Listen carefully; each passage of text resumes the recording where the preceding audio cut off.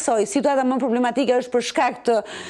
fuqisë së fortë të erës në Greqi, në brigjet greke, jo vetëm në brigjet greke, por edhe në ishujt grek ku do të ketë rreshje me intensitet mesatar dhe intensitet të lartë. Është era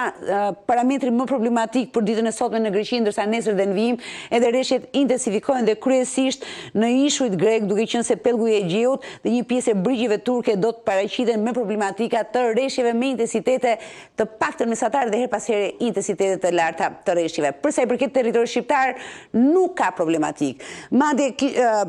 prisim që rreshjet të vjonin dhe sonte në mbrëmje dhe pak gjatë natës, por jo, rreshjet do të jenë vetëm deri afër mesnatës, pra deri në mbrëmje do të kemi rreshje me intensitet mesatar her pas here intensitet të lartë të rreshjeve. Në një periudhë të shkurtër kohore nuk ka problematika, vetëm ndonjë dalje në sipërfaqet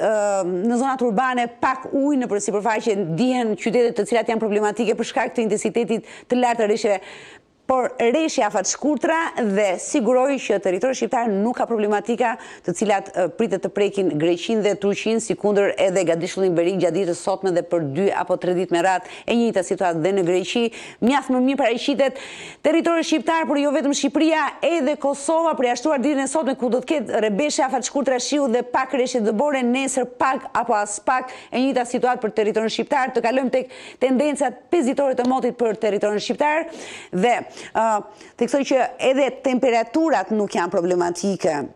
Temperaturat e ulëta janë mjaftuar deri në veri të Ballkanit, pjesa jugore e Ballkanit mbetet me temperaturat e larta. Dhe çfarë do të ndodh për 5 ditët vijuese në territorin shqiptar? Kemi nesër një rritje të vlerave termike në orët e mëngjesit, nuk ndryshojnë temperaturat, rruhet një maksimum prej 17-18 gradësh në territorin shqiptar, pasi kemi sonte në mbrëmje përmirësohet situata e rreshjeve, largohen rreshjet, paksohen rreshjet në zonat jugore, ndërsa sonte gjatë natës dhe nesër presim rreshje kryesisht në skajin jugor. Kjo për shkak se jugu i Shqipërisë mbetet në periferi të stuhisë e cila do të përfshi Greqinë, pra jugu i Shqipërisë do të marrë rreshje edhe ditën e nesër me intensitet mesatar, nuk ka edhe nesër problematika për sa i përket jugut të territorit shqiptar, ndërsa zona qendrore momentet shkurtra me pika shiu, veriu thuajse as pak rreshje gjatë ditës së nesërme. E njëjta situatë për të premten dhe të shtunën mbetet sërish jugu juglindja me rreshje me intensitet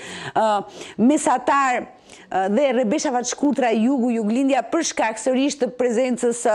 stuhisë së fuqishme në territorin grek, jugu i Shqipërisë dhe juglindja preken nga periferia e saj me rreshje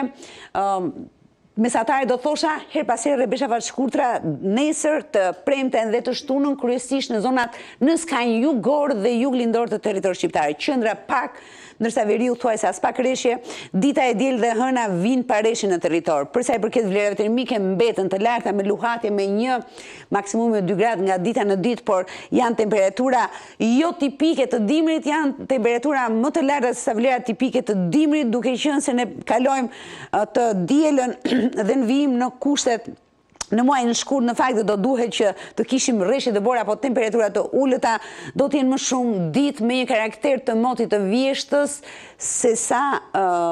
karakter i stinës së dimrit. Kryesisht rreshje shiu për shkak të temperaturave të larta ku presim të paktën 17 gradë Celsius vlera maksimale për 5 ditorin, ashtu si kundër dhe sot pritet një maksimum shumë pranë 18 gradëve. Ky është i gjithë informacioni për dita jon, bashkë do shihemi sonte në mbrëmje. Thank you.